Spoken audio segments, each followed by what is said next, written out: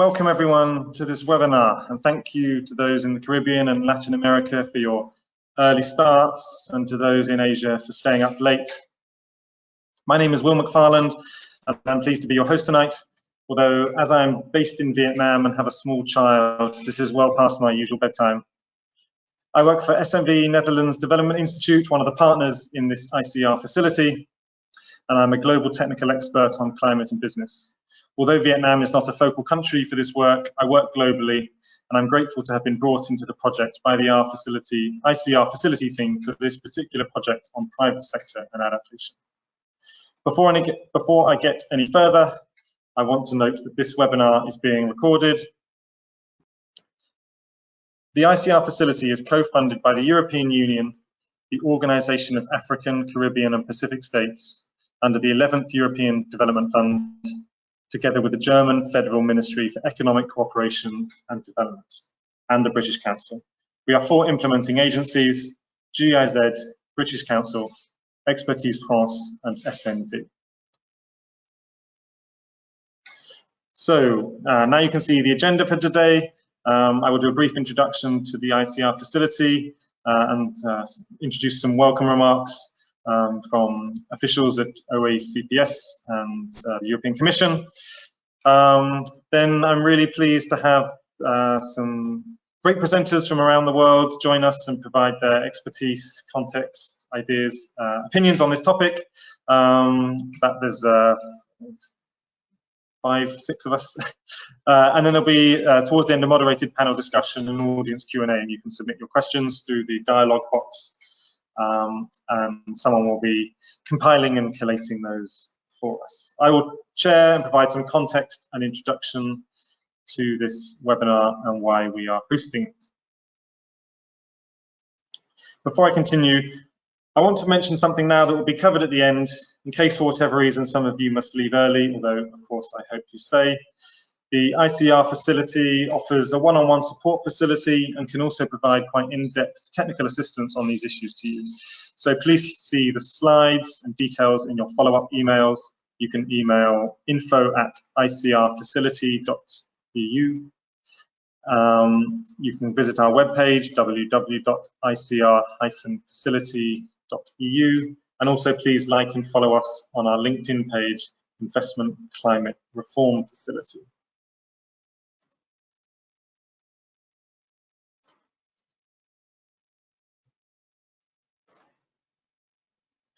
The goal of the ICR facility is to contribute to improve the investment climate in ACP countries through technical assistance at 3 levels. 1, supporting the enhancement of the business environment. 2, supporting policies and reforms to make the business environment more socially and environmentally sustainable. And 3, supporting public-private dialogue processes. So to introduce a bit more about the kind of objectives and goals of this facility and its background and its activities, I'm pleased to welcome Escipión, Joaquin Oliveira Gómez, and following that, Miguel Campo. Escipión, I see you are here and ready. Welcome.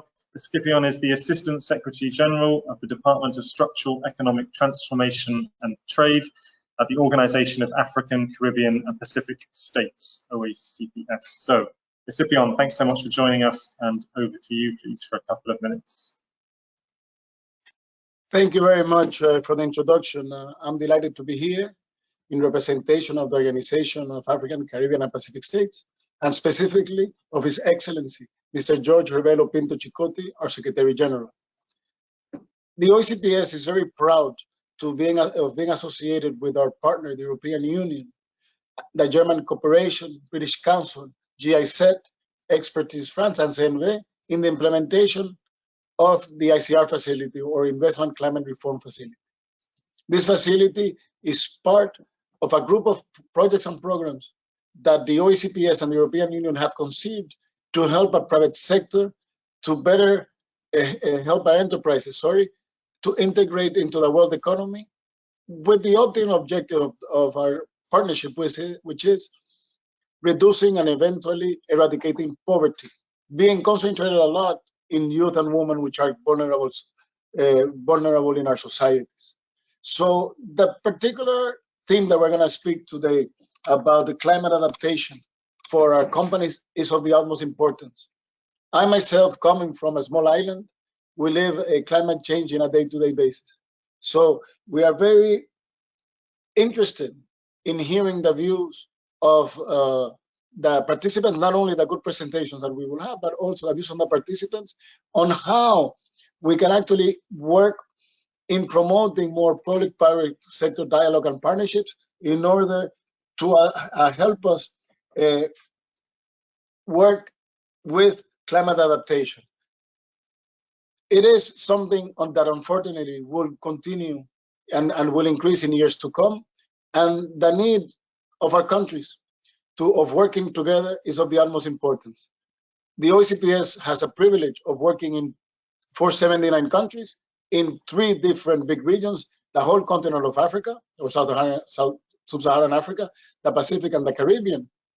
In this regards, our countries, like I said, are exposed to bad effects or negative effects, of climate change. So we are really interested in working with you towards this goal. And again, we're very proud of being associated with the European Union, the German cooperation, and other partners.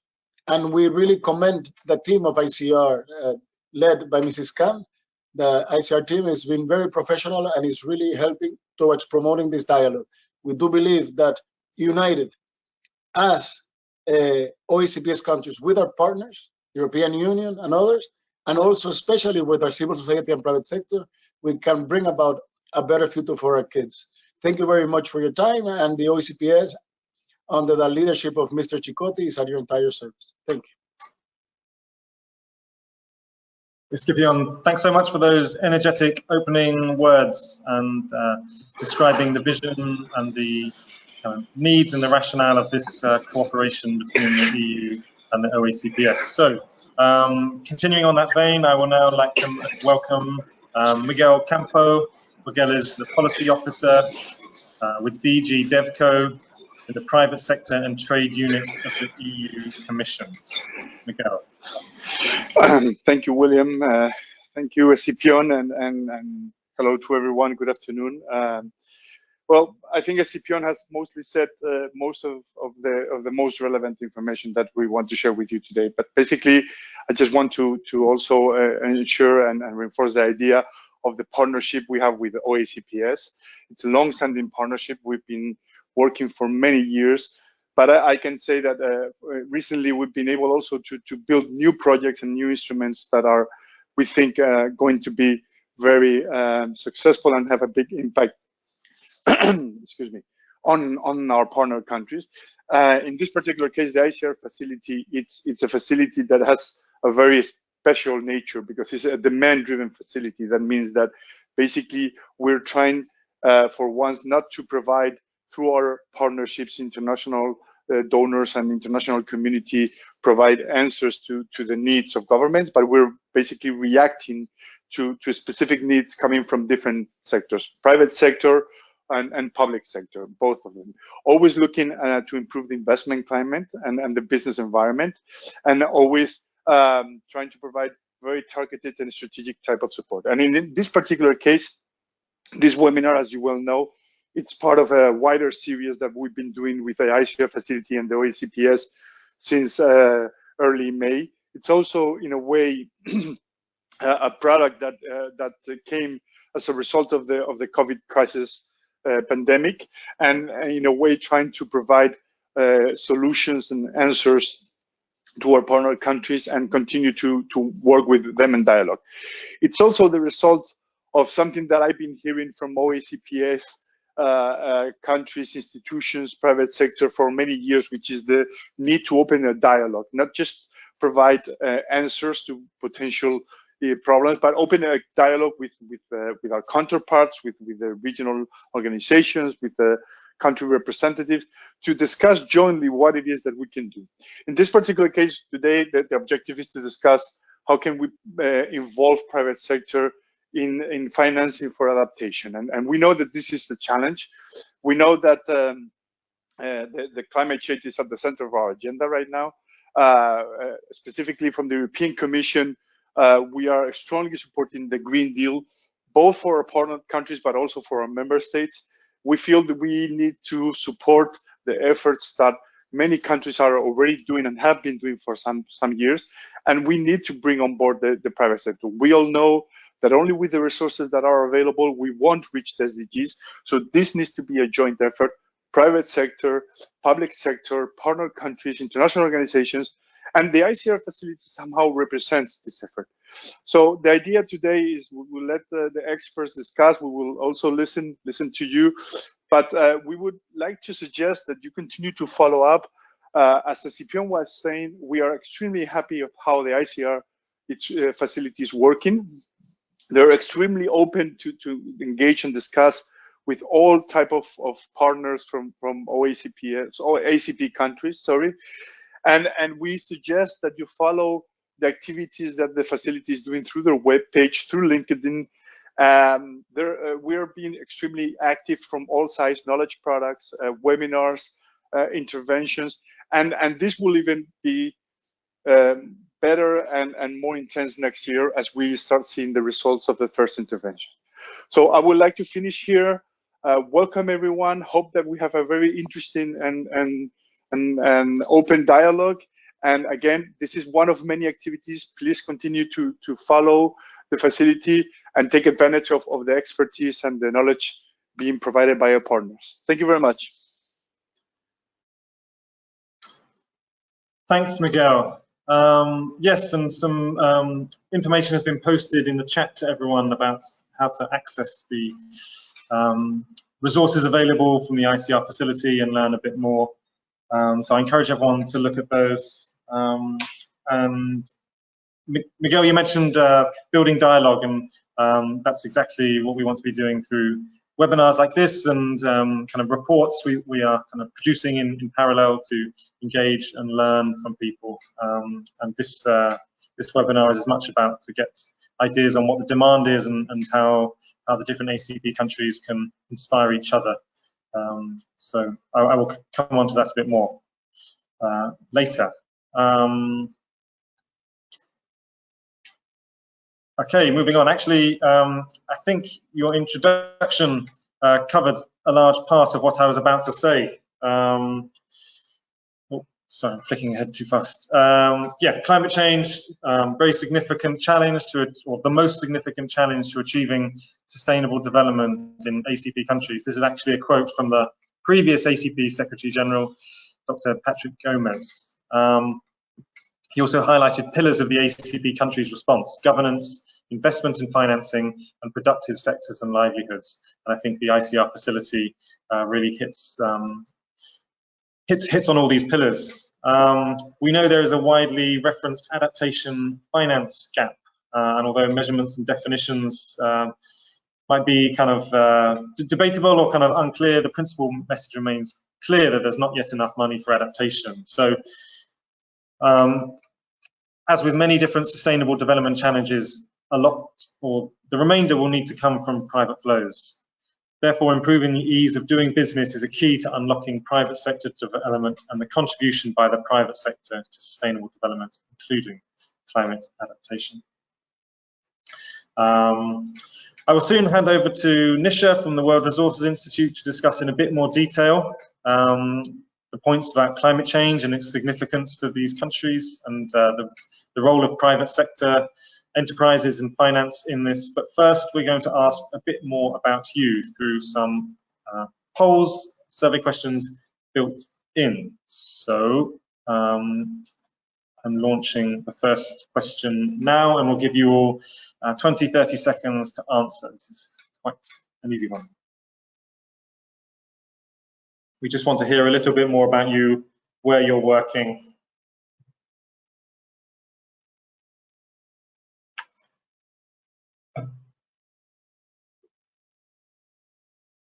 Okay, super. Over 50% voted, so I'll give another 10 seconds to those others to open the right dialog box.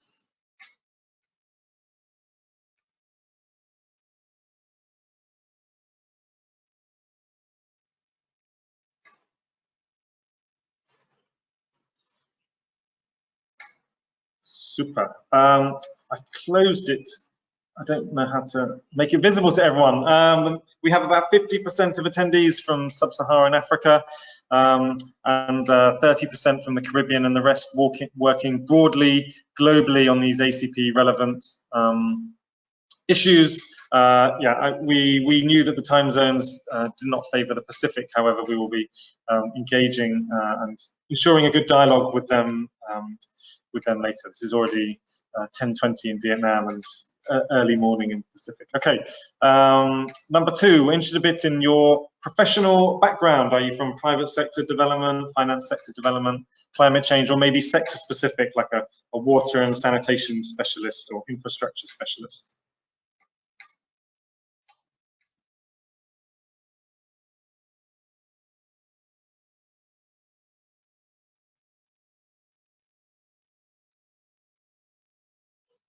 Great, 2/3 already. Last 10 seconds, please.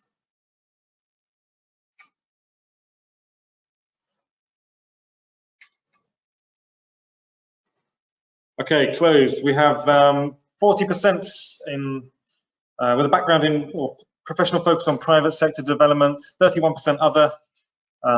Sorry, I did not have space for your communities and expertise on this list, and about a quarter from climate change, and some sector specific and financial sector development. So thanks for that. It's nice to kind of know a bit more who we're talking to, and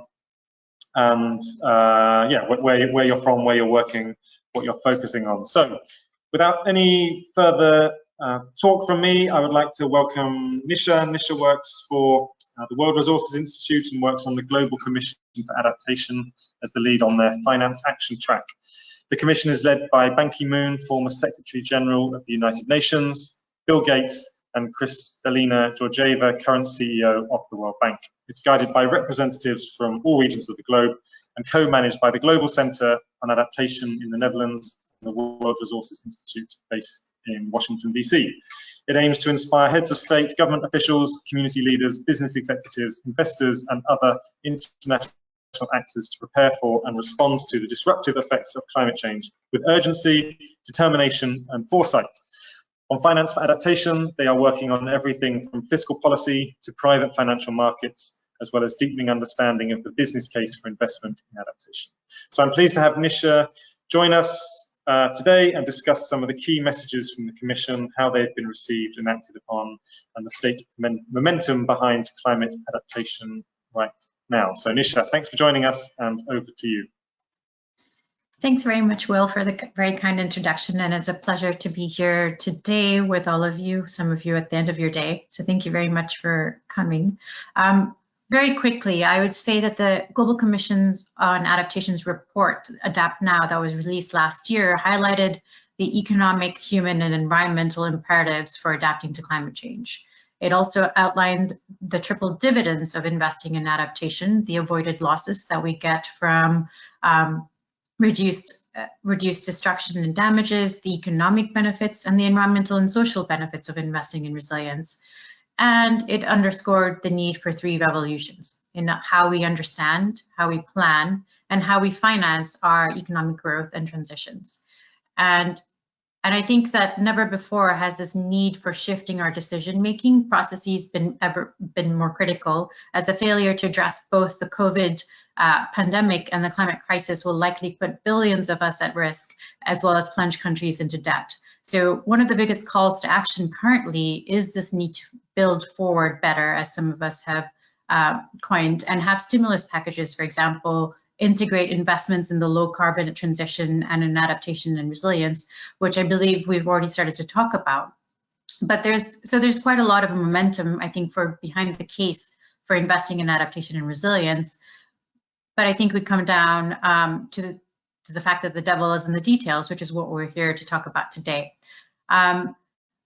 As Will mentioned, from the report and from the work that the Commission and WRI and the Center have been doing over the year, there are a couple of key emerging messages on finance. One is this piece around shifting how investment decisions actually get made. So thinking about how we actually integrate climate risks into our decision-making processes, the the need for metrics and taxonomies to help quantify and identify investments that we can make, and to invest in data and information systems to help us do this. The second is the need to scale up even more and deploy public finance critically and in very effective ways. So one is that governments need to make more effective use of their public purse, which is reducing in light of the crisis at hand. Second is how financial authorities, banks, regulators actually help increase financial access and inclusion for the unbanked, but also for SMEs and for other corporations to invest in resilience. Third is the extent to which central banks, ministries of finance, and other financial regulators actually look at financial stability across the whole markets. And all of this, I think, provides signals to private sector actors to actually start investing in adaptation and resilience. The third piece that is one of the key messages of the finance work is the extent to which we can transfer and manage risk. So the need to scale up contingent finance and insurance, which isn't the panacea here, but the fact is that there are financial instruments out there that we can use to manage the risks that we have on hand. And the last piece is probably the one that we're most interested in here for this discussion, is the extent to which we can harness private capital for resilience. So there's a growing movement for disclosure, and the extent to which disclosing climate risks, not just your transition risks to the low carbon transition, but also your physical climate risks and the exposure of businesses and companies to that, can also motivate, I think, more management of the risks and risk reduction within the private sector. The second is blended finance, right? So the extent to which we can actually collate our capital in a way that actually moves the needle in investing in adaptation and resilience, whether that's through de-risking, public finance de-risking, the sort of uncertain capital flows, perhaps, the fact that we need the public sector to actually support and build the regulatory policy and legal environments, which is what we're going to talk about today. And maybe to shift more critically to think about this and where we can focus today in the ACP countries and for the facility to take on, is that the Commission's report also made the economic case for investing in adaptation and resilience. We found that the overall rate of return on investments in resilience can be very high, with benefit cost ratios ranging from 2 to 1 to 10 to 1 and even higher in some cases, and that adaptation actions can be some of the most cost-effective investments a country or city or a company can make. And some of these early big wins can be in climate resilient infrastructure, which is a growing need in many countries. Second is in agriculture, and whether we look at agriculture research and development, whether that's seed production or seed research, in actual agriculture practices, in water storage and efficiency, so water resources management is another one. I would also say the growing sort of focus on nature-based solutions and the extent to which we can look at the intersection between nature-based solutions and disaster risk reduction. And there's quite a lot of innovative work being done in that intersection to figure out how to motivate private capital to come into there. And this only represents a portion of the total investments that are needed and the benefits available. But I also think that there's another layer of work that can be done here, which is around SMEs, so small, medium enterprises, as well as micro enterprises that make up the bulk of the private sector in ACP countries, as well as otherwise, right? And who often get the least attention. And I know that several panelists today will probably talk about directing capital to that and how they can be supported. And maybe to just sort of briefly wrap up in terms of especially what the public sector can do here in motivating private capital and private investment is the need for clear regulatory frameworks and provisions and incentives for actual climate risk integration, right? So what are the signals that a government can give to help motivate private sector action? Because right now it is unclear policy, it is not necessarily supported at the highest levels. And so having that signal really would help, I think, direct capital in greater terms. Second is actually basic services around climate risk data provision and information sharing. there are a lot of companies out there and investors who don't have access to the necessary data or the skills to use them. So the extent to which governments can start to standardize provision of data, which they themselves might not have. So there's another role there, I think, for maybe international institutions to play. But the fact is that climate risk data is something that is necessary for us to be able to adapt and to invest wisely in the future. And the third piece that I would say is this the support around capacity building and technical assistance to really move this forward. Without that assistance, I think it is pretty hard for companies around the world, whether that's investors from outside or domestic investors to your MSMEs, to actually move this forward. Because let's be honest, I think there's a lot of constraints in investing in adaptation and resilience, and from the Commission's perspective, we definitely recognize that. But I think it is with capacity building as well as longer term assistance can this agenda be moved forward. And perhaps maybe to end on what the Commission is focused on, especially on the finance work over the last year or so, is one is working at sort of the macro level with ministries of finance, the coalition of finance ministers and the B20, to look at how ministries of finance can start giving these signals to the private sector, but also, I guess, get their own house in order in terms of how they look at macroeconomic projections, how they look at budget processes. The second piece is supporting one of the flagship initiatives of the UK government, which is the Coalition for Climate Resilient Investment, which really gets to the nitty-gritty of looking at how you actually structure investments in infrastructure. So how do you integrate climate risk into the financial cost-benefit analysis? How do you look at innovative instruments that can actually direct capital?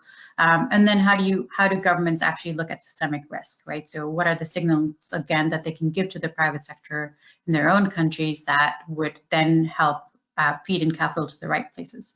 And the third piece is furthering this triple dividends conversation such that it can be applicable to and useful for the private sector to take up, which is how do we actually showcase the fact that there are more financial benefits and economic benefits to investing in resilience that goes beyond just the pure avoided losses, so that you understand that there is an understanding that social and environmental benefits that come out of investing in adaptation resilience also accrues back to private actors as much as they do to public actors. With that, maybe I'll hand it back to you, Will, and open it up for a discussion if necessary. Thanks. Thanks so much, Nisha. You actually covered the question I was going to ask you about. What can we expect from the Commission in the next year or so? I really encourage everyone to read the report from end of 2019, Act Now, which is a really great report on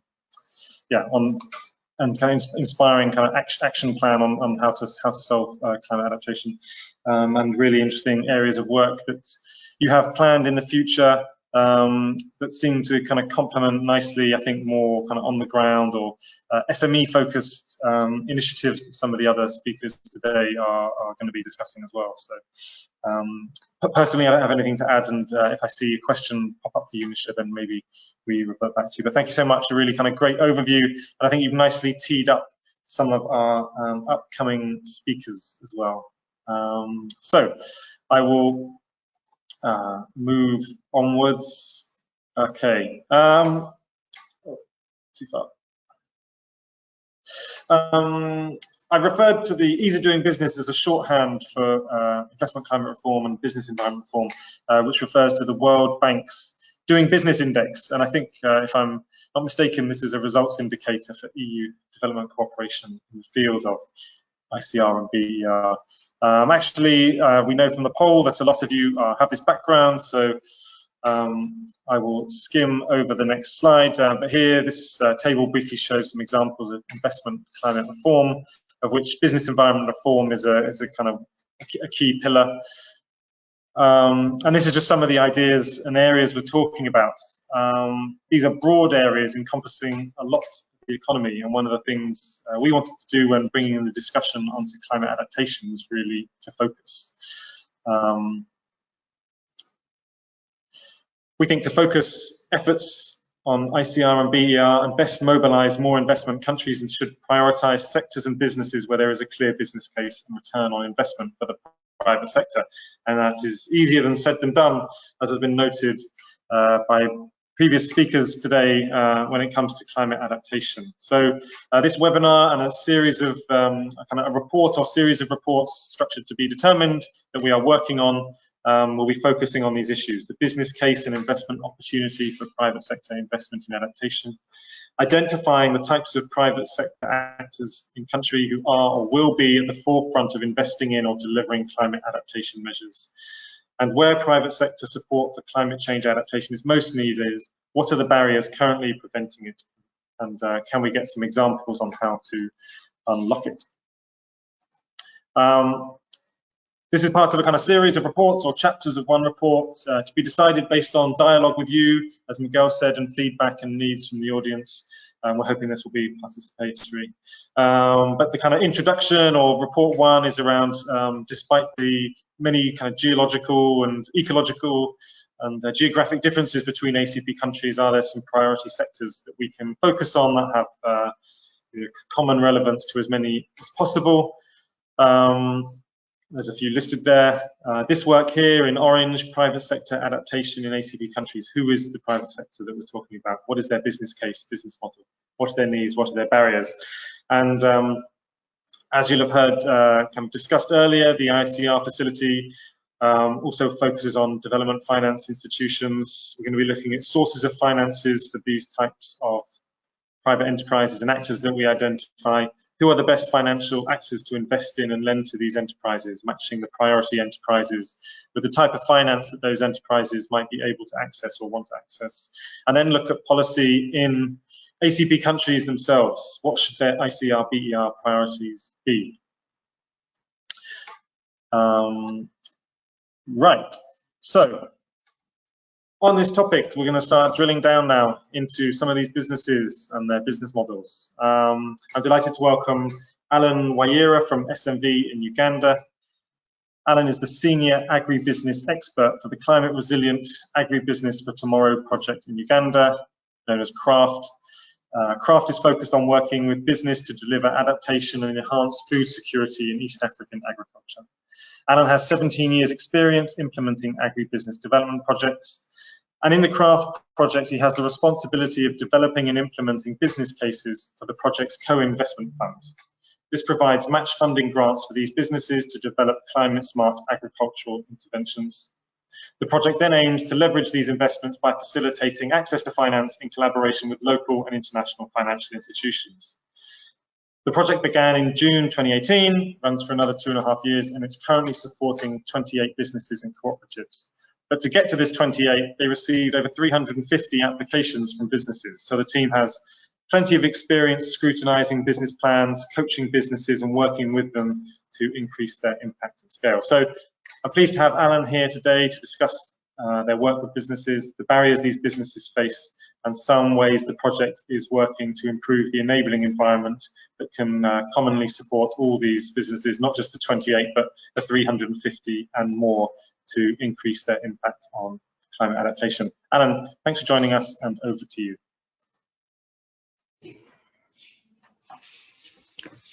Yeah, thank you, William, and hi, everyone. Thank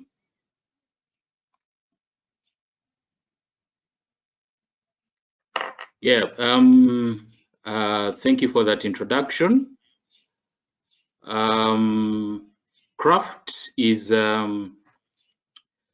a DGIS-funded project by the Dutch Ministry of Foreign Affairs. This project started way back in 2018, and we are basically a consortium of partners. We're working with Wageningen University and Environmental Research. We're working with CCAFs on climate adaptation. We're working with Agritera, and we're also working with Rabo partnerships. The overall goal of the CRAFT project is basically to increase food security within 3 countries, that is Uganda, Kenya, and Tanzania.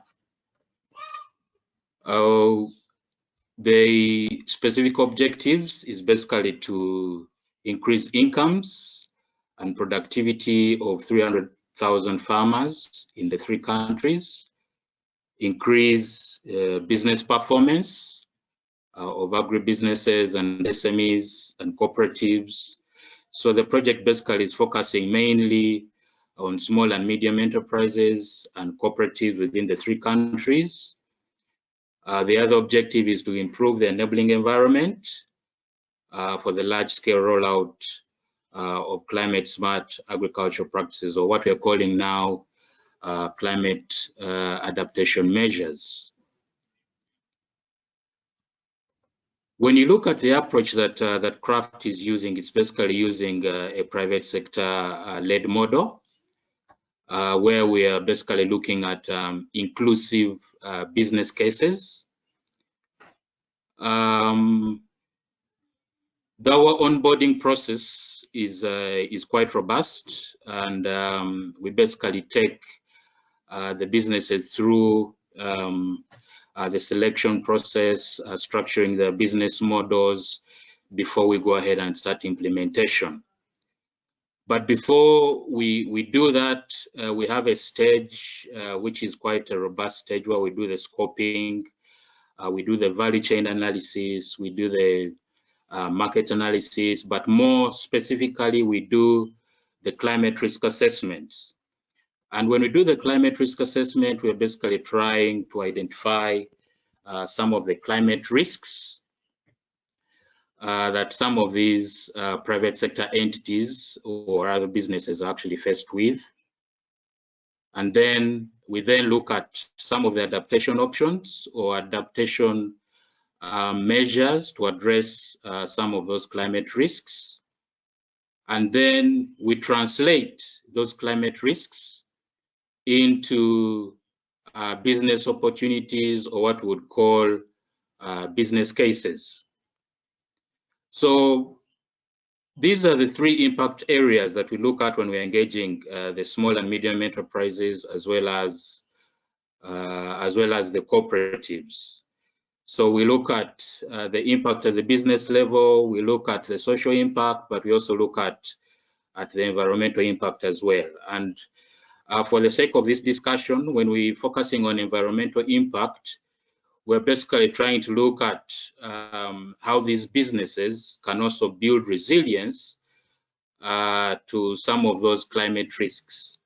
You'll all know that most of the businesses that we engage in are basically doing business as unusual. They are not cognizant of some of the climate risks that they are faced with. So we bring in that climate agenda. We integrate the climate risks within the business operations of these entities, of the private sector players, to be able to build that resilience, and also to be able to invest in some of those adaptation measures. So it's a business case approach where we engage the private sector, but more so really trying to see how we can integrate, interest them to address some of those climate risks. But of course, that has to start with some market incentives. So the incentives have to be in place for them to really invest in some of these adaptation measures, considering that they are coming from an area where they're actually not cognizant of these risks. So we try to see, we work with them to integrate some of these risks into their business operations.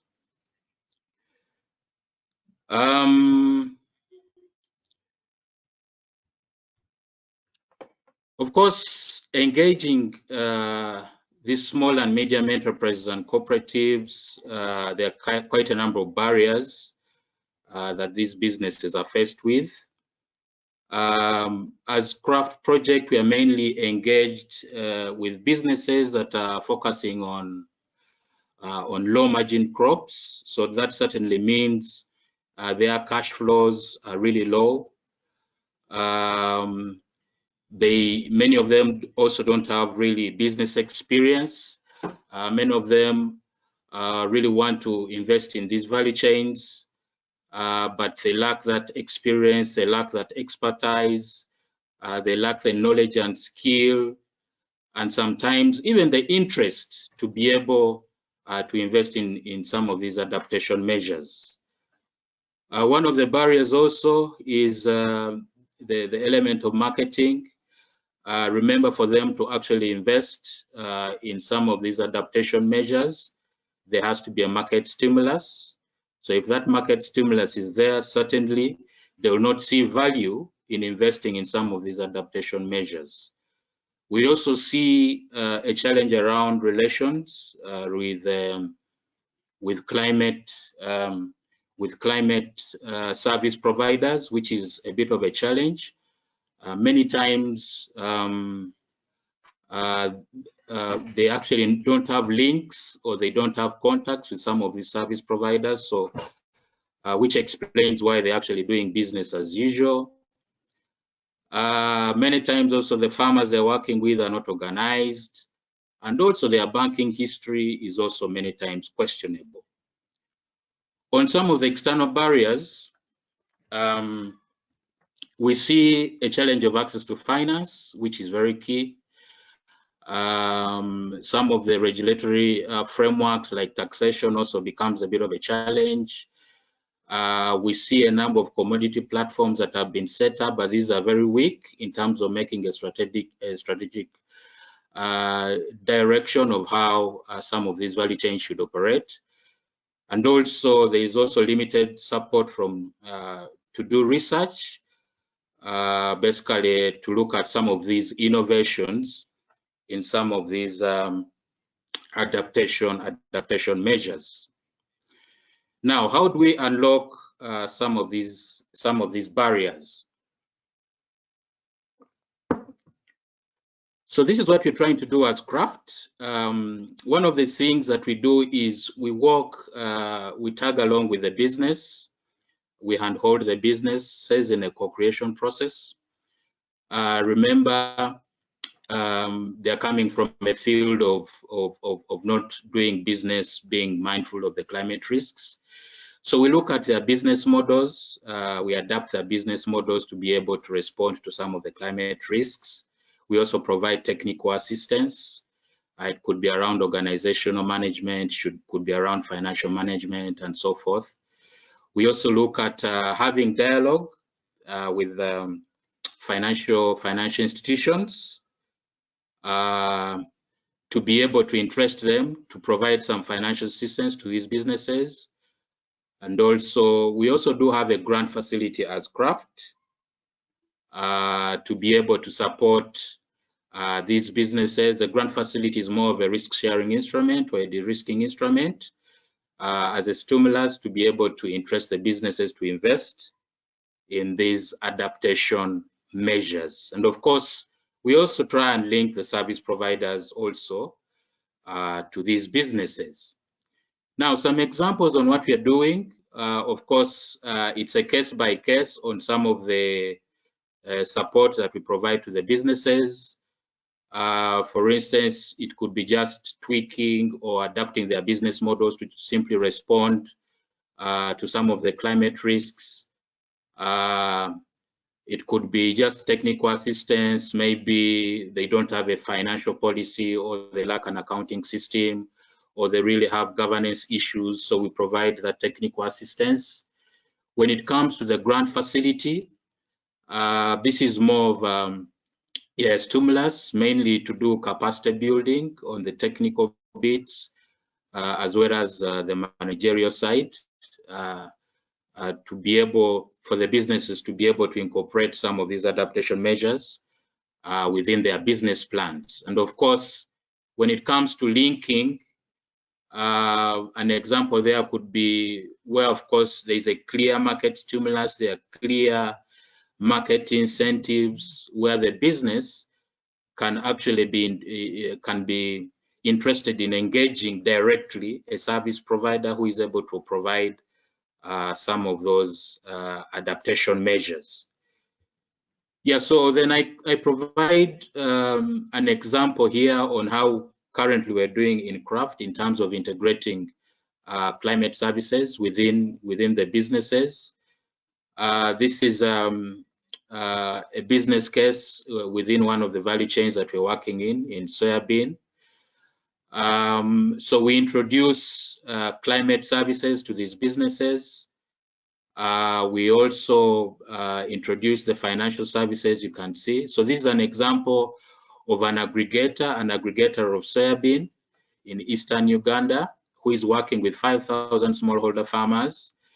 He's working with farmer groups to be able to multiply seed. So that is something that we supported the business to be able to build capacity of the farmer groups to be able to multiply seed. And seed, this is improved seed that is drought tolerant and also early maturing. So it's more adaptable to the challenges of drought. And so the business has been able actually to build resilience because of using the improved seed. The farmers have also been able to build resilience because of using the improved seed. And then we've been able to introduce these climate services like weather information services, index insurance services, soil testing services, as well as post-harvest handling technologies. So for the businesses and even the smallholder farmers to be able to invest in these climate services, there is need to be some form of financial assistance. And then that's why we bring in the financial institution to be able to support the private sector, the business entity in this case, but as well as the smallholder farmers to be able to invest in these climate services. And then in terms of the enabling environment, of course, one of the things that we are doing also to unlock some of those barriers, especially the external barriers. As CRAFT, we currently do have an advocacy agenda. And these are some of the steps where we are, of course, we identify the barriers, and then we do an in-depth study on some of the top topics related to some of those barriers. We do a mapping of stakeholders who also validate some of those topics. And then we develop the policy proposals and briefs that respond to some of those barriers. And then we also go ahead and engage the policymakers to take some form of policy action. So here are some of the examples that we've done as CRAFT within the 3 countries. Some of the topics. There's a topic around seed, access to seed, which has become, of course, seed that is more adaptable to climate change. This is improved varieties of seed. And so there the policy proposal is basically for the government and the government institutions to open up space to the private sector to be able also to produce early generation seed, which has actually been quite a challenge in some of these value chains. And the other is, of course, the quality of market relations. We clearly see that there is no market stimulus. If you invest in, say, improved varieties of seed, when you supply that improved variety of seed to the output market, you will still attract the same price. The improved variety will attract the same price as the variety that is actually not improved. So basically, we are looking into some proposals there around development and enforcing commodity standards, and more specifically on quality-based payments. Delivery models, there is an issue on lack of information on some of the adaptation measures. And one of the things we are looking at is integrating these adaptation measures in some of these manuals. In all the 3 countries, it's a government extension system that is actually mandated to develop manuals. So we are seeing how to integrate adaptation measures in these extension manuals that are a custodian of the government agencies. And then last but not least is access to finance. We are basically looking at addressing the issues of high interest rates, engaging financial institutions to develop financial products to be able, financial products that actually respond to some of these adaptation measures. Yeah. So that's it from my end. Back to you, William.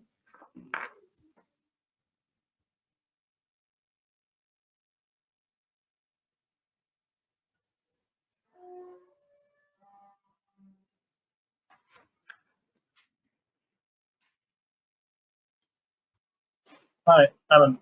Diego, I think I'll do it unless the sound quality is too bad. Thanks, Alan. Thanks so much. Next, I'd like to invite Katherine to join us. Katherine Blackman is a national climate finance.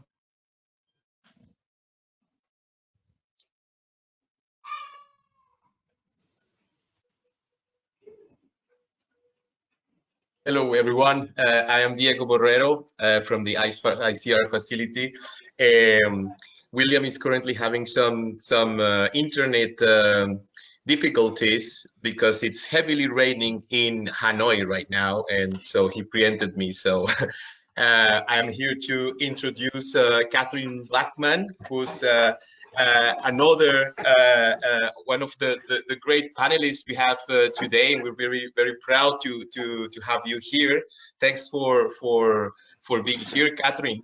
Just a few words about Katherine. Katherine Blackman is a National Climate Finance Advisor of the Commonwealth Secretariat's Climate Finance Access Hub, and since 2017 has been based at the Climate Change Division in Jamaica to actually help the country's institutional capacity to access climate finance.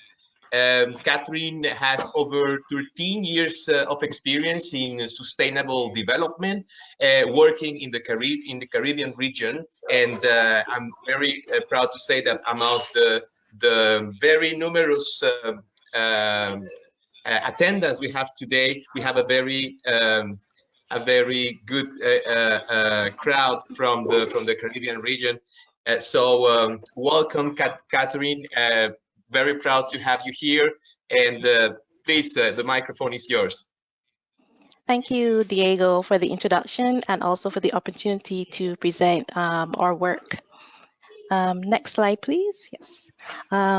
So in this presentation, I'm just going to take you in an overview of the situational context, talk a bit about the readiness challenge and the action that we are taking, go into the scoping study in which we reveal a number of barriers and recommendations, and also the next steps in the work that we're doing in Jamaica. Next slide. Yes. As many of you know, adapting to climate change impacts is a challenge that will require public and private sector coordination.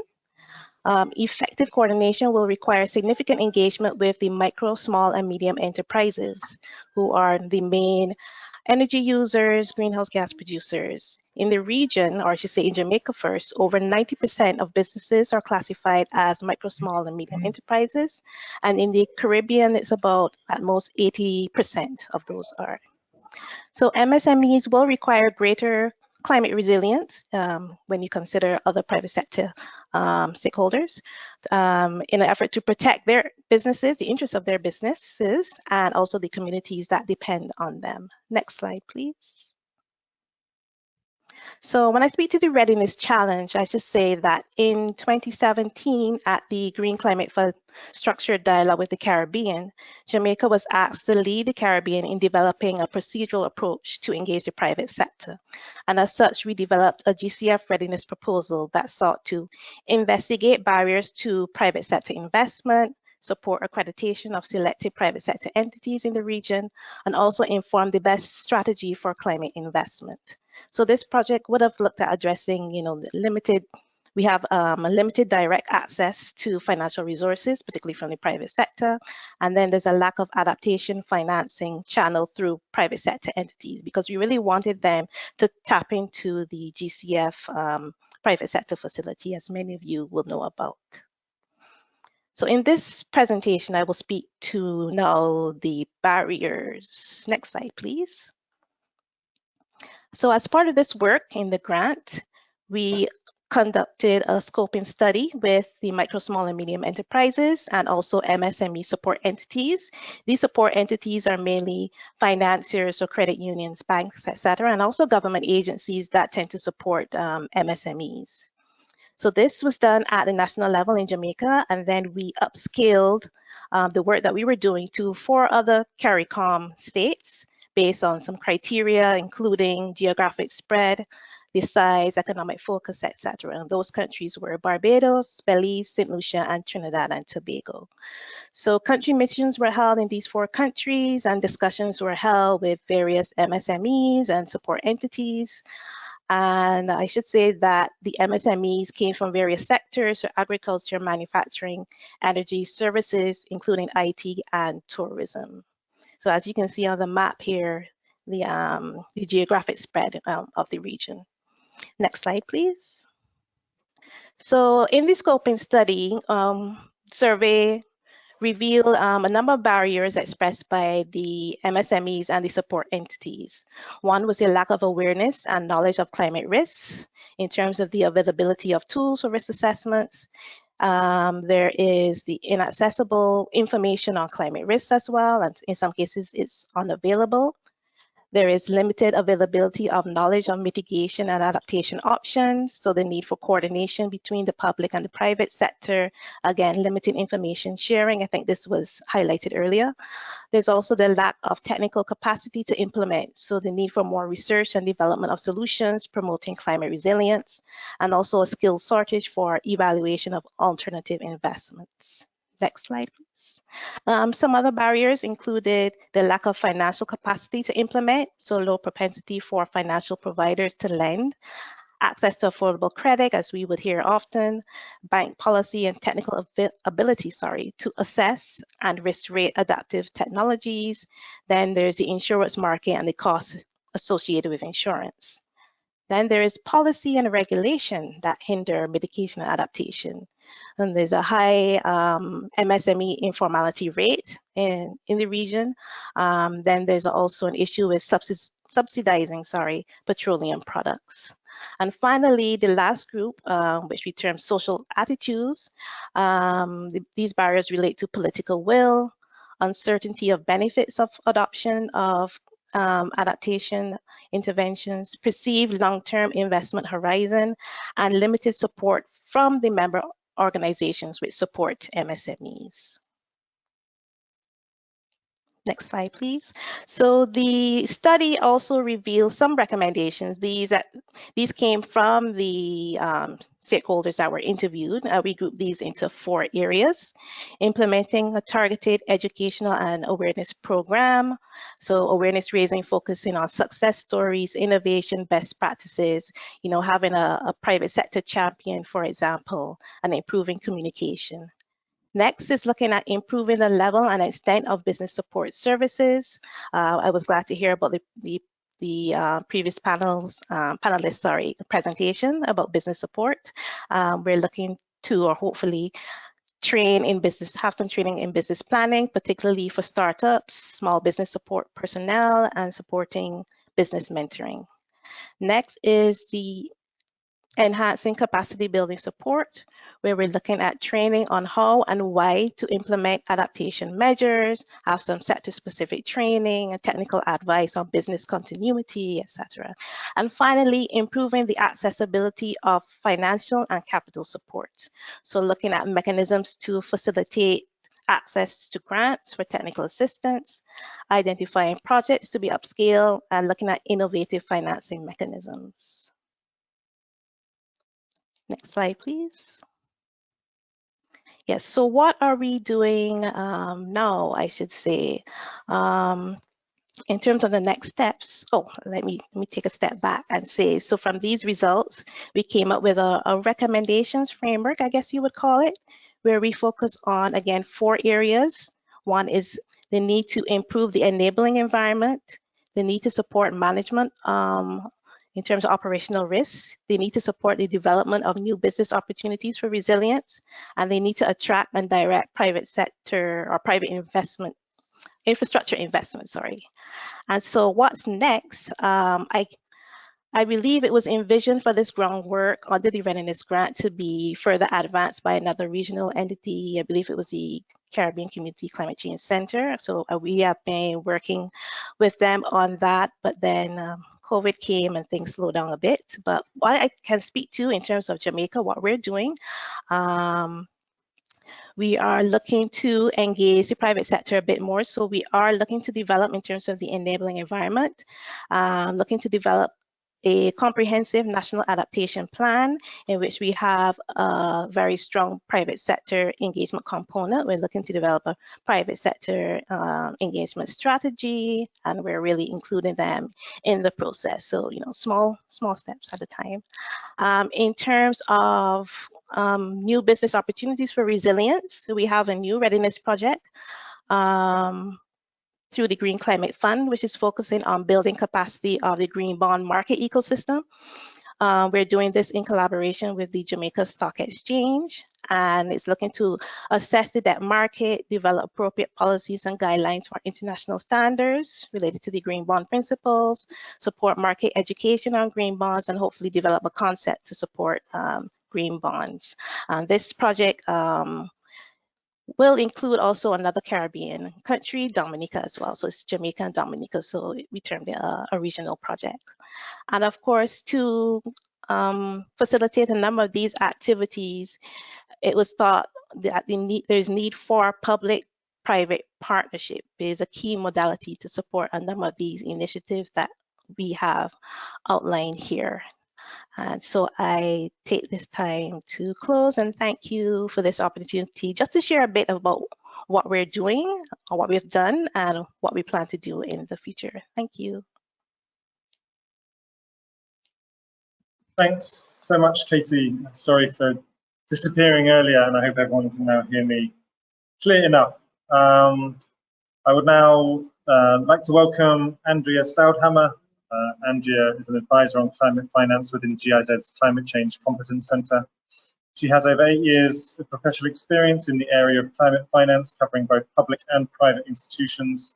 And after several years working for GIZ in Peru, she is currently a climate finance advisor at GIZ headquarters in Germany, where she focuses on adaptation finance. In the field of climate finance, GIZ advises partner governments and institutions on development of things like climate financing strategies, establishes and develops institutions managing and coordinating funds, including public agencies and development finance institutions. And on adaptation, they support a number of multilateral initiatives, including the National Adaptation Plan Global Network and direct support to partner countries on behalf of the German government. Of course, GIZ also has significant experience of private sector development and financial sector development, and so it's great that we can have Andrea here to learn from her experience and help us bring these two areas of expertise together. So Andrea, thanks for joining us. Yeah, and my first question to you really is to reflect on what we've just heard from Allan and Katherine and how that sits with your own experience.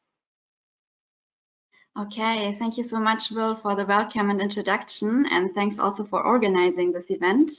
I think private adaptation finance is definitely worth talking about more, so it's great to have this opportunity today. In terms of reflections, there has already been quite an incredible amount of interesting input. Personally, I think maybe there are two quite basic but important takeaways for me. First, when we talk about the private sector, we are talking about very different types of stakeholders with very different adaptation needs and priorities. So, for example, Allan talked about those smallholder farmers, but then there are also huge multinational companies that might be affected by physical climate risks directly in their own operations or more indirectly along their value chain, for example, through interruptions from suppliers. So they might have an incentive to stimulate changes in their own enterprise, but possibly also in other companies. And they might be confronted with the challenge of disclosing all those risks, both physical and transition risks, to investors, the government, and the public. And not to forget, the private sector also includes commercial financial institutions that need to analyze climate risks and their portfolios, but might also think about new products and services for their clients. And in this context, my second takeaway is that adaptation to climate change is about managing climate risks, of course, but it is also about seizing new opportunities. I think thanks to the recommendations of the TCFD, of the Task Force on Climate-Related Financial Disclosures, of the Financial Stability Board, there has been a significant increase in awareness regarding climate risks and the need to make those risks transparent with stakeholders in recent years. And this discussion has been very helpful in making the concept of adaptation to climate change better known within the private sector. But I feel there's still quite a bit of a knowledge gap regarding adaptation to climate change as an investment and business opportunity. Adaptation is still very much seen as a public good with no apparent return on investment. I think this was also highlighted by Nisha. So this is definitely an area where there's work to do in order to attract more private sector stakeholders. Yeah, so that's the two highlights from my side. Thanks, Andrea. So despite these opportunities for new businesses and the imperative of other businesses to adapt and secure their existing line of business, what barriers do you see that still hold back private adaptation and private finance for adaptation? Well, several barriers have already been mentioned, and I might add another one, which is more adaptation specific in that sense. As you know, as opposed to climate change mitigation projects, for example, in renewable energy or energy efficiency, we don't have a global target for adaptation, such as the 2-degree target of the Paris Agreement for greenhouse gas reductions. And also, we don't have a common metric, such as tons of CO2 equivalents. And also, in addition, in order to distinguish an adaptation project or measure from a normal development measure, there should at least be some evidence that climate change is indeed causing the negative impacts the project aims to deal with. And this all requires data, which is often not available or not of good quality or very hard to collect.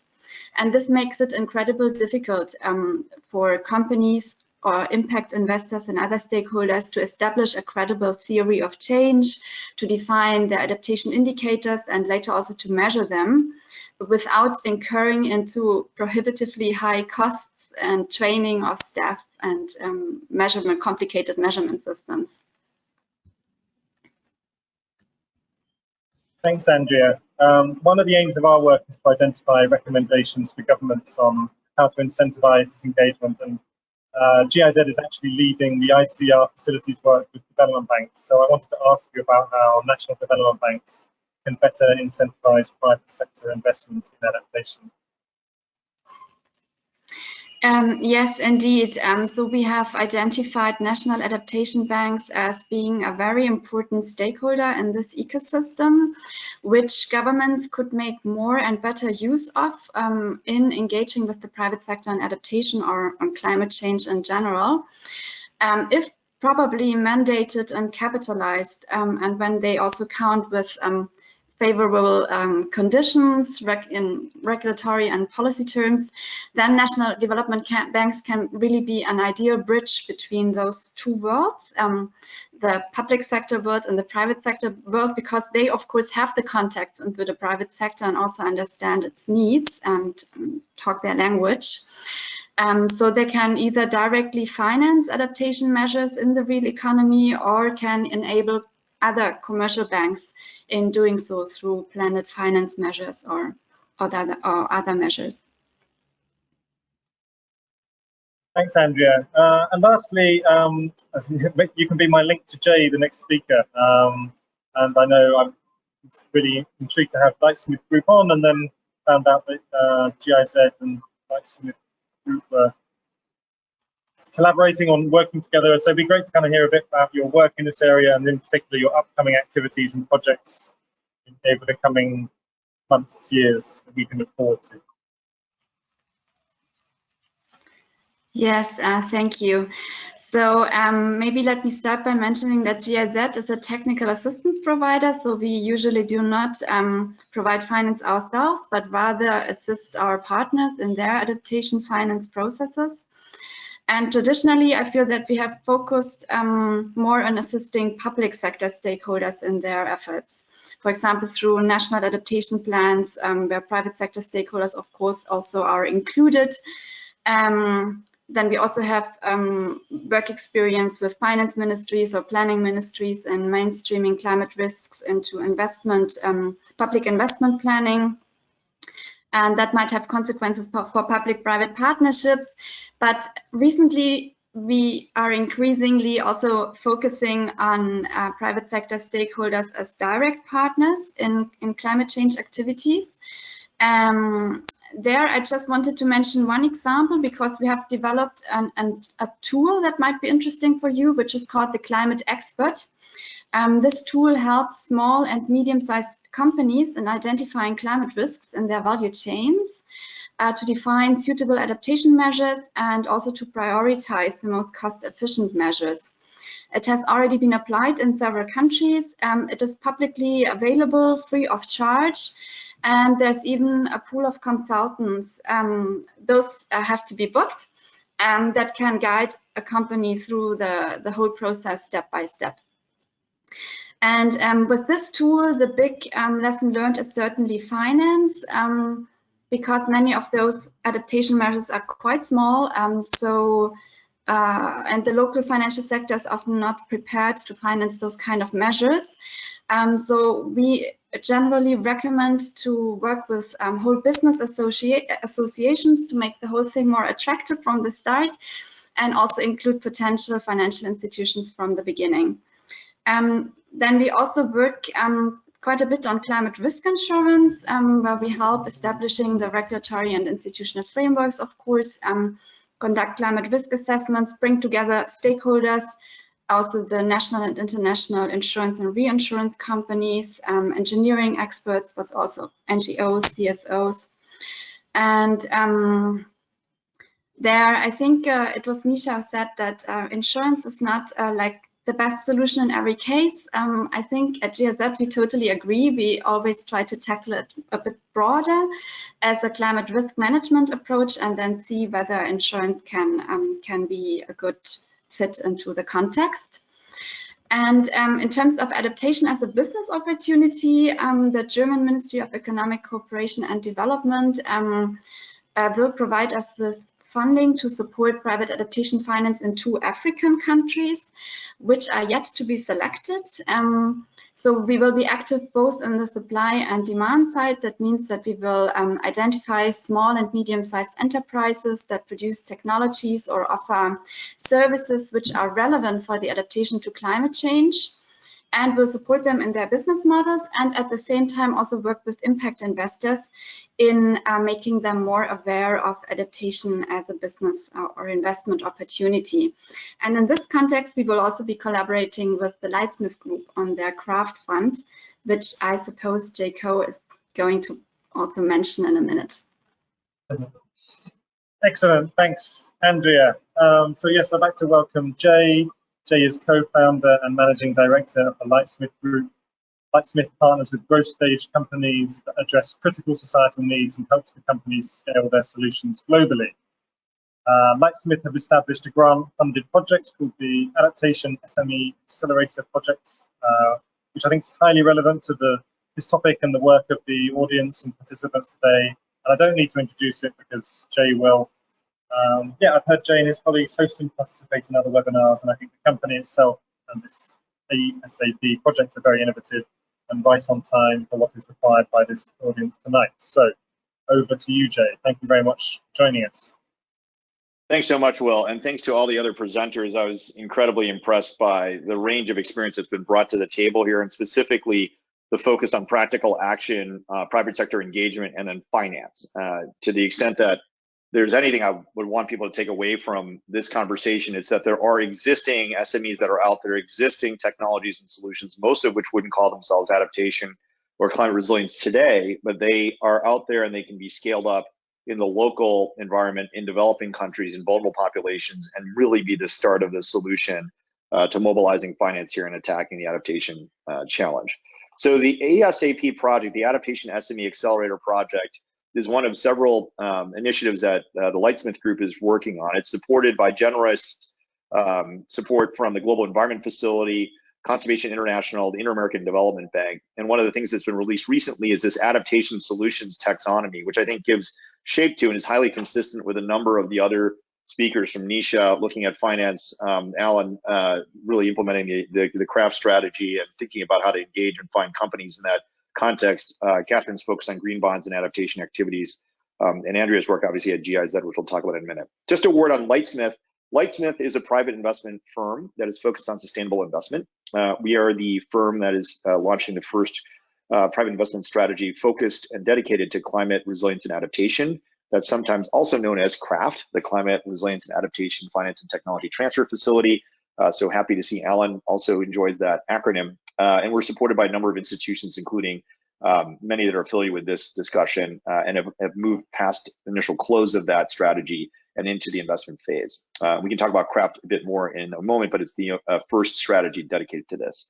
The ASAP taxonomy, which was recently released, is an attempt to create a practical definition or approach to identifying what SMEs actually are involved in adaptation or climate resilience supportive activities.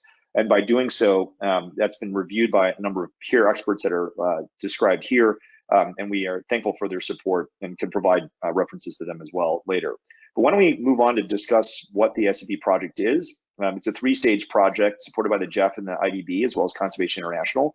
The first stage was to develop this taxonomy, identify over 300 SMEs that are involved in adaptation in developing countries in Asia, Africa, Latin America, and the Caribbean.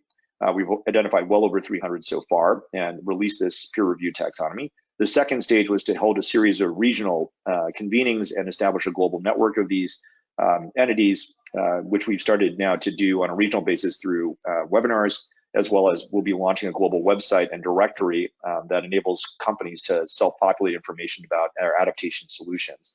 And then finally, to connect with incubators, accelerators, and other partners to help scale up and grow the ecosystem. Why don't we flip to the next slide and talk specifically about the adaptation solutions taxonomy. One of the key barriers that was identified in the Adaptation Gap Report in 2014 by UNEP and has been consistent has been a lack of definition of what is adaptation, what is a solution that can actually help us to give shape to and then mobilize capital against climate resilience and adaptation. And so what we've decided to do is to work with a number of other experts that you've seen described to create a working definition of what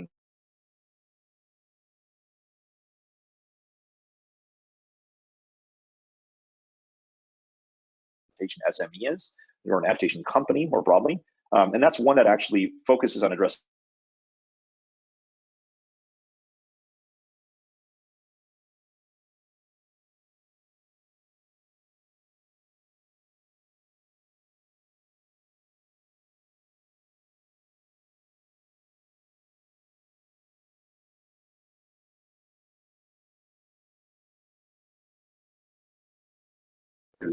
AREG principles for resilient bonds. So it harmonizes and relates to some of the work that Catherine's been doing on the green bond side of things. We think gives shape to a working, practical, and evolving definition of what adaptation SMEs are like. So if we flip to the next slide, the approach is not that dissimilar to the one that was taken very operationally by Allan, which is initially to identify physical climate risks that exist, of climate vulnerabilities that are specific, and then to identify those technologies, products, or services that either help to evaluate, identify, manage, or monitor those risks and impacts, thereby helping you to reduce those things, and or to address systemic barriers to adaptation, such as information gaps, capacity gaps, technology, or financing barriers. They need to also, under this definition, be offered in developing countries. That's the purpose of this adaptation SME approach, and the contribution has to be defined and measurable in some qualitatively or quantitatively measured approach. And as Andrea mentioned, this has been a longstanding challenge in the adaptation area, which is how do you measure and what's the ultimate target? And I think there's some new developments that have just come forward that I think give some additional shape to this. So if you flip to the next page, the process that the taxonomy outlines, and this is a document that's publicly available on the IDB website as well as ours. We can send follow-up links to the taxonomy as well, and I'll maybe put them in the chat. But it really starts as looking at whether it offers solutions in developing countries, and then either or enables a user to address systemic barriers to climate adaptation, or contributes to preventing or reducing specific climate vulnerabilities, adverse impacts, or these other sets of activities. And then by doing that, you can start to map these companies, engage with these companies, and then develop an understanding of how to qualitatively measure the impact on adaptation or climate resilience preparation. And if you walk through these 3 stages, in addition to integrating a concern about doing no significant harm, so ESG responsibility here, and not undermining mitigation strategies. So for example, there are examples of adaptation approaches that are inconsistent with the Paris Agreement because of their carbon intensity, for example, or inconsistent with other objectives on environmental, social, or governance risks that are out there. But this approach then enables you to walk through this process and determine whether a company constitutes an adaptation solutions provider. Well, what does that really mean? Let's flip to the next slide.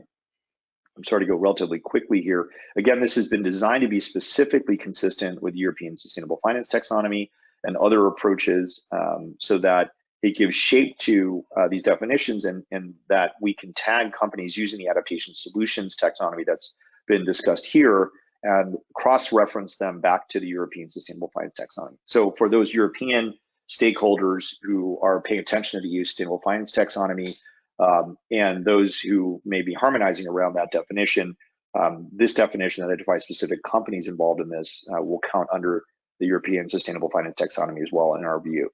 Why don't we talk about some specific examples on the next page. The 2 sets of examples we've broadly described to just give some concrete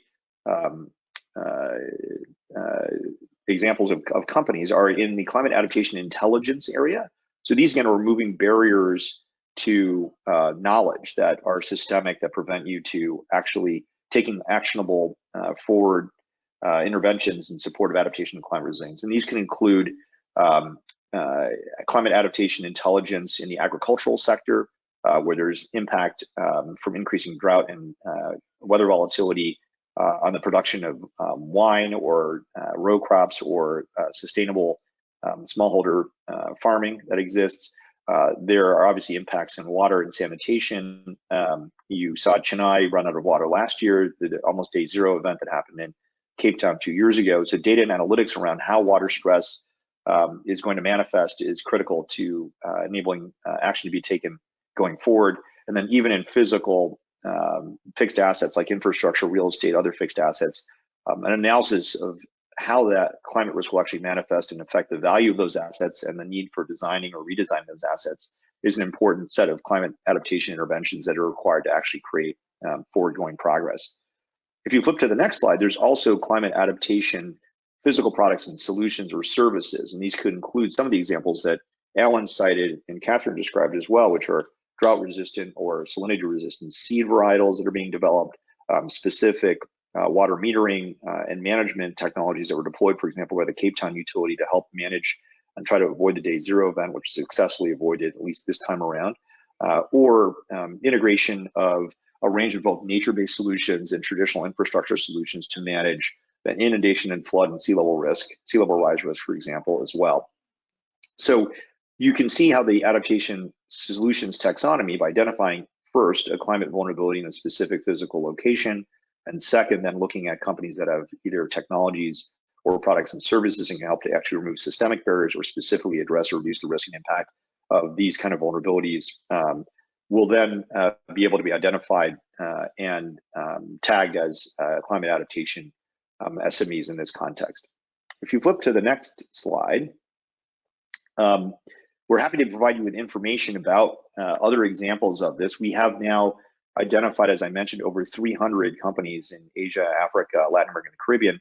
We'd be very interested in adding to that population set some of the companies that Allan's been working on in the East Africa context, certainly the work that's being done in the Caribbean around the enabling environment for green bond issuance around adaptation and resilience, the data and analytics providers that will support Katherine's objectives and interventions there would certainly fall into this category. And the work that Andrea is doing on the technical assistance side are critical and important as well. I just wanted to highlight 3 final points. The first is we are, in addition to developing and executing the ACP project, have launched the first adaptation and climate resilience oriented private investment vehicle, which is sometimes known as CRAFT, as I mentioned, not the CRAFT that Allan's working on. And this is really attempting to answer the question of how to catalyze investment today in adaptation and climate resilience. And it's a public-private vehicle that's a blended finance structure that's actively looking for investments at the growth stage. So companies that have 5 million to 100 million of revenues that already have proven business models, proven customer adoption, that can then scale and be brought to other developing countries and accelerated, particularly in low-income countries and small and developing states. I think in that context, the ACP project attempts to map smaller companies and small and medium-sized companies in this area because it's another white space that should be addressed that helps grow the overall ecosystem.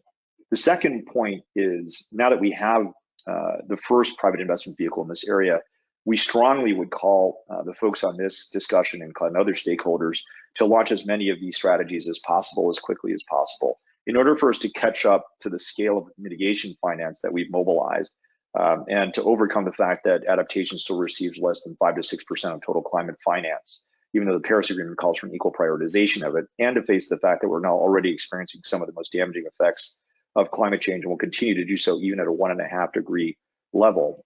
We need to mobilize capital as soon as possible. And so new institutions like climate adaptation, climate adaptation banks, or other strategies like green bonds are very important. But if we can find companies today, SMEs that are already operating in these countries, that have local knowledge, that can support local development and growth, we should finance them and structure them and scale them up as soon as we can right now. And the final point here is, I think in the context of the COVID response, which is a critical thing to take account of in climate action, what we've seen is what we call the double whammy problem, or the double downside problem, where COVID fragility in operations and health, and certainly in economic situation, have now been doubly impacted by the effects of extreme weather events that we've seen globally, and will continue to be impacted by the ongoing unfolding of climate change and impact.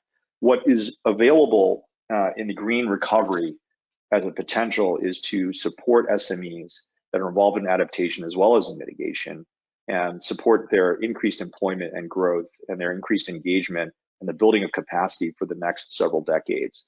And so as we look at how those recovery strategies and mobilization of public and private capital will occur, I strongly urge everyone to find practical ways to deploy that capital by finding existing SMEs, other companies that are out there, taking the range of instruments that we already have and scaling them up, and making 2021 a year of action on adaptation finance that's not just theoretical or enabling environment oriented or capacity building, but actual in the deployment of finance.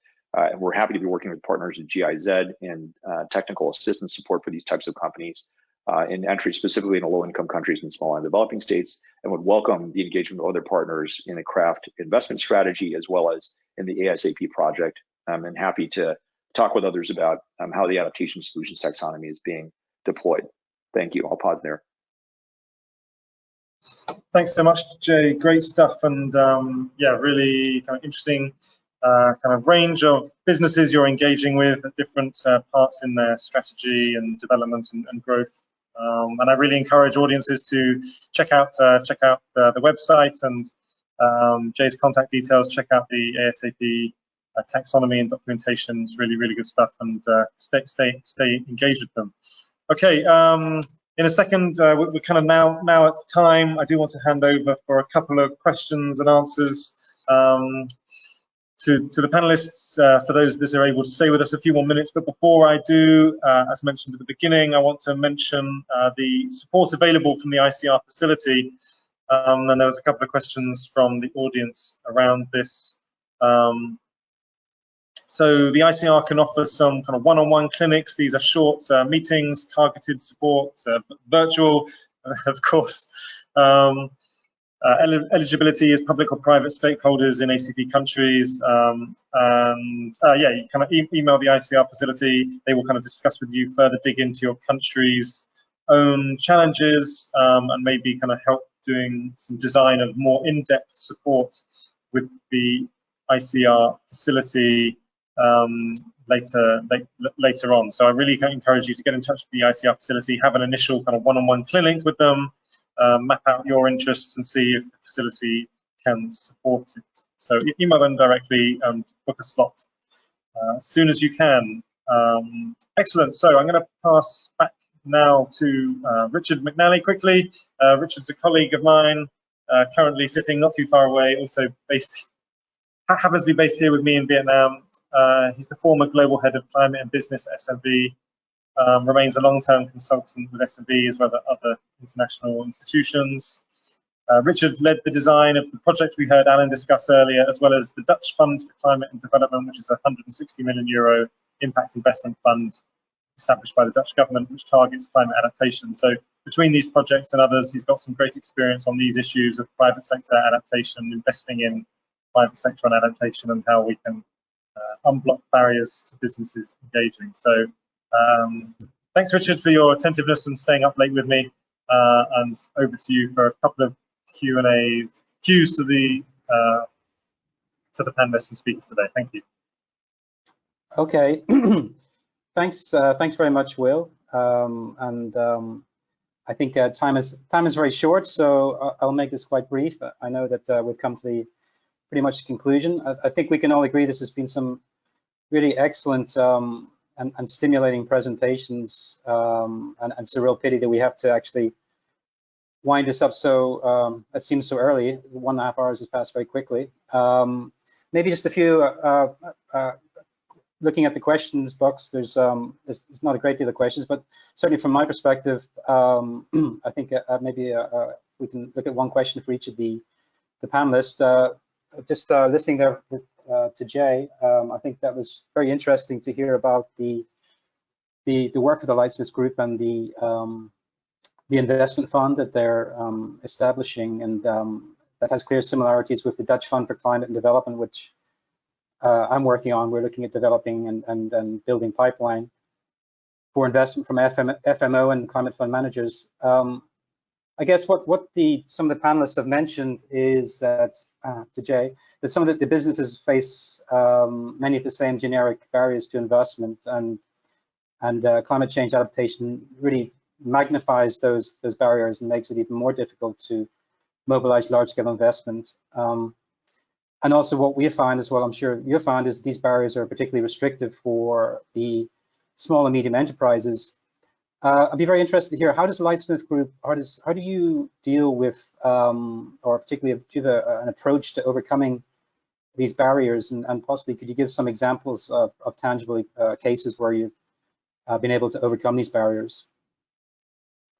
You mean in access to finance or in scaling up? So our strategy is to start with companies that are at the growth stage for the craft investment strategy vehicle. So these are companies that already have 5 to 100 million of revenues. They're past the technology development phase, past the initial customer adoption phase. Most of them today don't call what they do, because most people in the normal world don't know what adaptation is or climate resilience is, but they're in the world of analyzing the kind of risk and impact that's now being increased by climate change. So they assess drought, they assess flooding, they assess impact on the supply chain, they assess the movement of vector-borne disease that we're seeing, all as kind of the impacts of climate. I mean, climate, there's no such thing in a way as climate risk. It's existing types of risks that are now moved, magnified, made more complex, changed by global warming, right? And so as a result of it, if you find the companies that already are analyzing those risks or provide solutions to address those risks and scale them up and bring them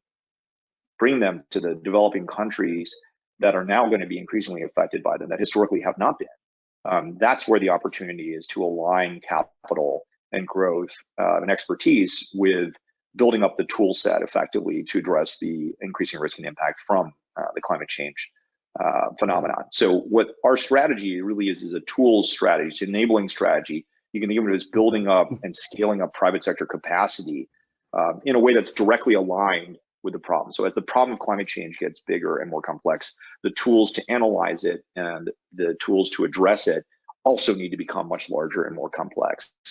So by analogy to the early days of renewable energy or mitigation, In order to deploy wind projects, you need wind software to tell you where the wind is blowing, and you need wind turbines. And without those two things, you'll never have wind projects. So, 10, 15 years ago, our focus was on turning, wind analytics from a consulting engineering process into a software process, and the creation of companies like AWS TrueWind or Vaisala or Gamanish Lloyd, DMV Gamanish Lloyd, and so on, that would be modeling these things. That solved the software, where's the wind blowing problem, and the scaling up of turbine manufacturing. So we've got, massive wind turbines now for onshore offshore deployment has resulted in, hundreds of gigawatts now of global wind energy at an incredibly, lower cost. Where we are in adaptation is, 15 years behind that. We don't fully understand yet in most sectors how risk is going to impact these things. And so that's the question is, can we align that first and scale it? Now, where I think there's a real chance for intervention public-private is if you aggregate in ACP the needs, the risks, the impacts that are being seen locally, and then you point those needs and impacts at companies that can address and assess them, then I think there's a chance to accelerate the rate of that technology being applied in developing countries by local institutions, by local SMEs, as partners or as sources of these solutions. So that's how we think about it. Okay, thank you, Jay. I think, and you raised an important point there about the climate risk and also how to quantify that. Allan, who I've worked with in the old days in Craft, which I think Craft is a very pioneering project in terms of really trying to see business cases on the ground work. One of the things in Craft is around how to build the awareness and the understanding of climate impacts. Clearly, the companies need to fully understand climate risks and uncertainties. However, as Craft project has seen, there's considerable complexities and uncertainties when modeling these different climate impacts, and then the impacts are quite often over longer time horizons. Allan, is it possible that you could share, because I think there's some great lessons from Craft, how have you helped businesses to try to understand these complex climate information, and where do you see the role of the government, public and private sector, to really support this process of providing this information to companies?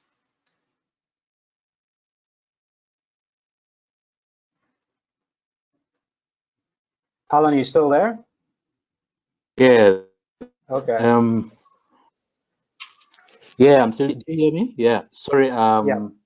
My laptop is kind of also using a different gadget altogether, so you may not see my video. Yeah.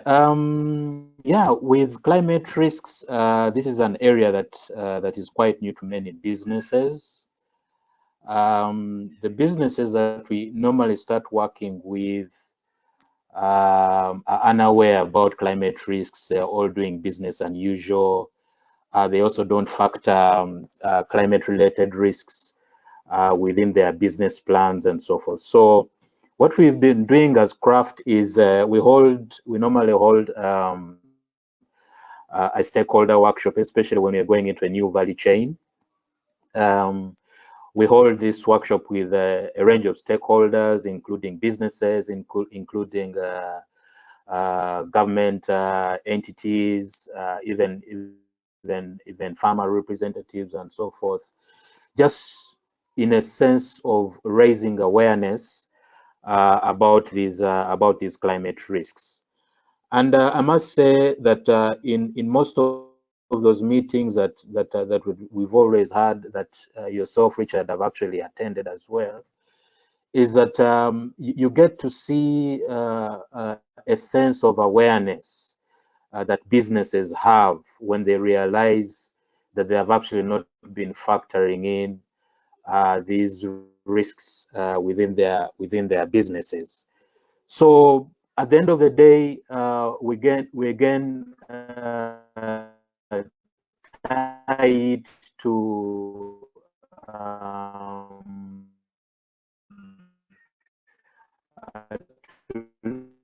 what is the added value if I actually invest in addressing some of these climate risks, because that is the most important thing when it comes to at the return on investment. Yeah, so for instance, if I invested in seed or if I invested in irrigation technologies and so forth, what would be my return on investment? So we again drill down and bring in the elements of a cost-benefit analysis, because that's what businesses want to see. They want to see that whatever they're going to invest in, at the end of the day, it has it eventually pays off.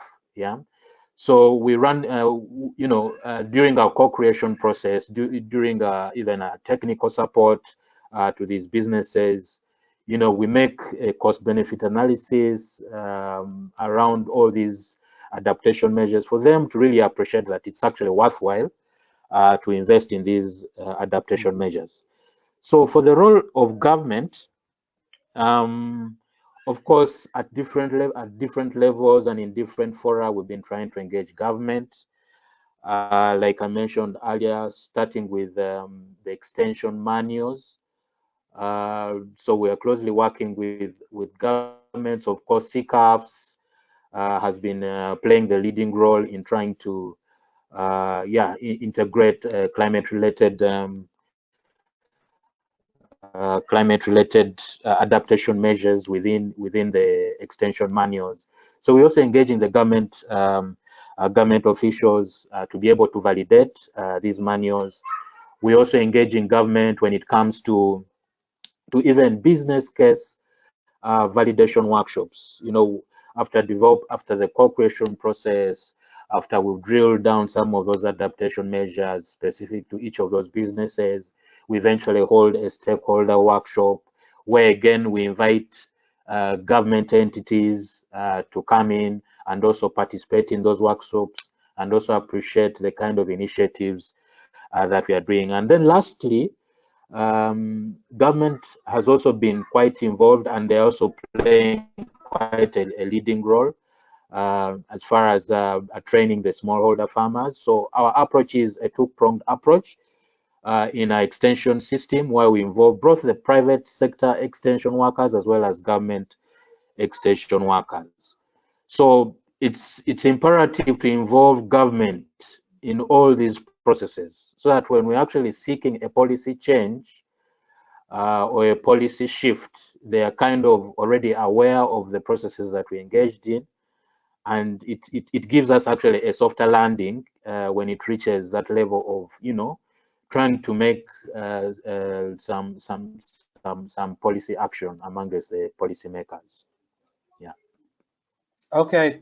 Thanks a lot, Allan, and we look forward to get more lessons from the CRAFT program and the team there. I think time is pretty much run out. Unfortunately, we have no more time for asking questions. We've gone over time, so with that, I'm going to hand back over to Will or Diego just to wrap up and to finish the session today. Thank you. Thanks, Richard, and yeah, thanks, Allan, and thanks, Jay. And I think Allan and Jay kind of nicely represent perhaps different ends of the spectrum of private sector enterprises, and we just heard there in their answers, a whole kind of array of activities and tasks relevant for investment climate reform and business environment reform, convening and dialogue and enhancing that relationship between private sector and the public sector, through to the work of national development banks and private finance institutions. In between that, identifying what is the role of government as a service provider and the establisher of a investment environment that is conducive to both businesses and enterprises on the ground and in these sectors, and external providers of finance to these enterprises. So I think it's been kind of really excellent and interesting contributions from the kind of wide range of different speakers we've had today. Really grateful for the time you've taken to prepare, and most importantly, I'm kind of really looking forward to kind of liaising, discussing, collaborating more with all of you as we kind of take forward some work for the ICR facility on this topic. And just to remind everyone again that it's been left up on the screen there, please get in touch with the ICR facility if you want advice, support, technical assistance on any of these topics. Everything I've heard today has really kind of shown that the ICR facility can really fill a gap and a niche and a need from different stakeholders and institutions on climate change adaptation, as well as I'm sure many other sustainable development challenges too. So yeah, thanks everyone for participating. Thanks for everyone for contributing